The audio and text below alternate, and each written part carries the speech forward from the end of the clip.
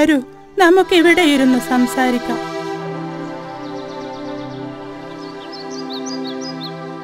കപില, ഇവനിതെവിടെ പോയി? ഞാനിവിടെ ഉണ്ടേ.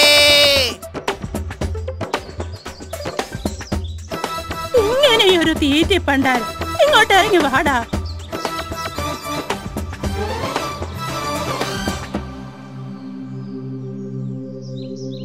മുത്തശ്ശിക്കെന്തോ പറയാനുണ്ട്. ഉണ്ട് മക്കളെ, പറയാനുണ്ട്. അതിനു വേണ്ടി തന്നെയാ നിങ്ങളെ വിളിപ്പിച്ചത്. എന്താണ് മുത്തശ്ശി? കേൾക്കട്ടെ. പറയാം, ശ്രദ്ധിച്ച് കേൾക്കണം. മക്കളെ, നമ്മളെല്ലാവരും വ്യത്യസ്ത വർഗക്കാരും ജാതിക്കാരും വിവിധ നിറക്കാരുമാണ്. പക്ഷേ നമ്മളെല്ലാം ഈ കാടിന്റെ മക്കളല്ലേ. ഈ കാട് നമുക്ക് സ്വന്തമാണ്. ഇവിടുത്തെ വായുവും വെള്ളവും ഭക്ഷണവുമെല്ലാം നമുക്കൊരുപോലെ അവകാശപ്പെട്ടതാണ്. ഇതുവരെ നമ്മൾ ആരും ഒരു കാര്യത്തിലും തമ്മിൽ വഴക്ക് കൂടിയിട്ടില്ല. ഇനിയും നമ്മൾ ഒരുമിച്ച് തന്നെ ജീവിക്കും. എന്താ, ഉറപ്പല്ലേ? ഈ കാട്ടിൽ ഒരാളുടെ ദുഃഖം നമ്മുടെ എല്ലാം ദുഃഖമായിരിക്കും. അതേ മുത്തശ്ശി, ഒരാളുടെ സന്തോഷം നമ്മുടെ എല്ലാവരുടെയും സന്തോഷമായിരിക്കും. എങ്കിൽ നമ്മുടെ കാട്ടിലേക്ക് നമ്മുടെ വായുവും വെള്ളവും കട്ടെടുക്കാൻ പുറം നാട്ടിൽ നിന്നൊരു ശത്രു വന്നാലോ? നാം അവനെ ആട്ടി ഓടിക്കും. നാം അവനെ പുത്തരിയാറ്റിൽ മുക്കിക്കൊല്ലും. എങ്കിൽ നാം വിജയിച്ചു. നമ്മൾ ഒരുമിച്ച് നിന്നാൽ ഈ കാടിനെ നശിപ്പിക്കാൻ ഒരാൾക്കും കഴിയില്ല. ഏതു ശത്രുവാണ് മുത്തശ്ശി ഇങ്ങോട്ട് വരാൻ പോകുന്നത്? പറയാം. ഈ പുത്തരിമേട്ടിൽ, ഈ ചരിവിൽ ഒരു വിഷക്കമ്പനി വരാൻ പോകുന്നു. വിഷക്കമ്പനിയോ? അതെന്താണ്? ഈ ആൽമരം അടക്കം പുത്തരിമേട്ടിലെ എല്ലാ മരങ്ങളും അവർ മുറിച്ചു മാറ്റും. നമ്മുടെ കാട്ടിലെ കായ്കനികൾ മുഴുവൻ വിറ്റ് പണമുണ്ടാക്കാൻ മറുനാട്ടിലെ പോത്തൻസ് കമ്പനിക്കാർ പുതിയ പദ്ധതിയുമായി വരുന്നു. ഇനി കാട്ടിലെ ഒരു കനിയും പറിച്ചു തിന്നാൻ നമുക്ക് അവകാശമുണ്ടാവില്ല. എല്ലാം അവരുടേതാവുകയാണ്. അപ്പോ നമ്മൾ എങ്ങനെ ജീവിക്കും?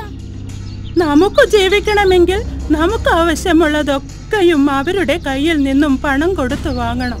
അതും വിഷം പുരട്ടിയത്.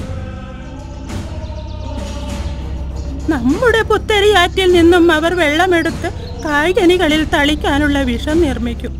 നമുക്ക് കുടിക്കാനുള്ള വെള്ളം പോലും അവർ നിറം പിടിപ്പിച്ച് കുപ്പിയിലാക്കി തരും. അതും പണത്തിന്. ഇത് വല്ലാത്തൊരു ചതിയാണല്ലോ. നമ്മുടെ വെള്ളത്തിന് നമ്മൾ പണം കൊടുക്കുക.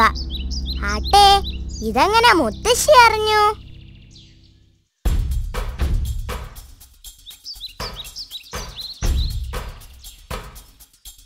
പ്രിയ കാട്ടുകാരെ, ഇതാ നിങ്ങൾക്കൊരു സന്തോഷ വാർത്ത.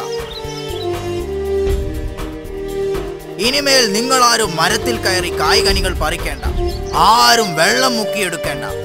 നിങ്ങൾക്ക് ആവശ്യമുള്ളതെല്ലാം അതിമനോഹരമായ കുപ്പികളിലും പുറകളിലുമാക്കി നിങ്ങളുടെ വീട്ടിലെത്തിക്കാൻ ഇതാ പോത്തൻസ് കമ്പനി നിങ്ങളോടൊപ്പം.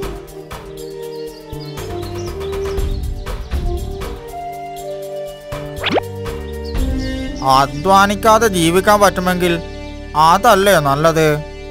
മാത്രമല്ല, നിറമുള്ള കുപ്പികളിൽ വെള്ളം കുടിക്കുക. ടപ്പേന്ന് തുറക്കുമ്പോൾ തന്നെ പതച്ചു വരുന്ന വെള്ളം. ആഹാ, എന്തൊരു ഭംഗി, എന്തൊരു മണം, എന്തൊരു രുചി. നിറമുള്ള കുപ്പികളിൽ വെള്ളം കുടിക്കുന്നത് തന്നെ എന്തൊരു അന്തസ്സാണ്. ഇതൊക്കെയല്ലേ മുത്തശ്ശി വികസനം?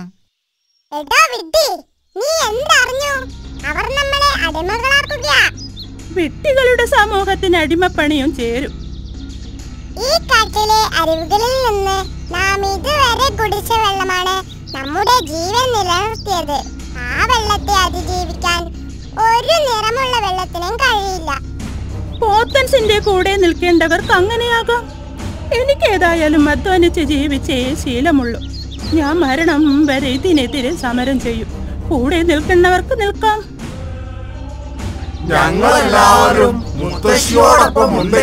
നമ്മുടെ മണ്ണിനു വേണ്ടി നമ്മളല്ലാതെ ആര് സമരം ചെയ്യും?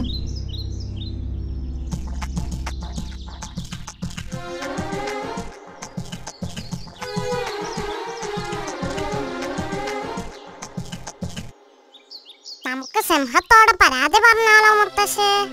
അദ്ദേഹമല്ലേ കാടിന്റെ രാജാവ്. നിങ്ങൾ എന്താ അറിഞ്ഞു? രാജാവിനെയും മന്ത്രിമാരെയും ഒക്കെ പോത്തൻ കമ്പനി നേരത്തെ തന്നെ വശത്താക്കി കഴിഞ്ഞു. ഇനിയൊരു പോംവഴിയുമില്ല. സമരം തുടരുക തന്നെ, മരണം വരെയുള്ള സമരം.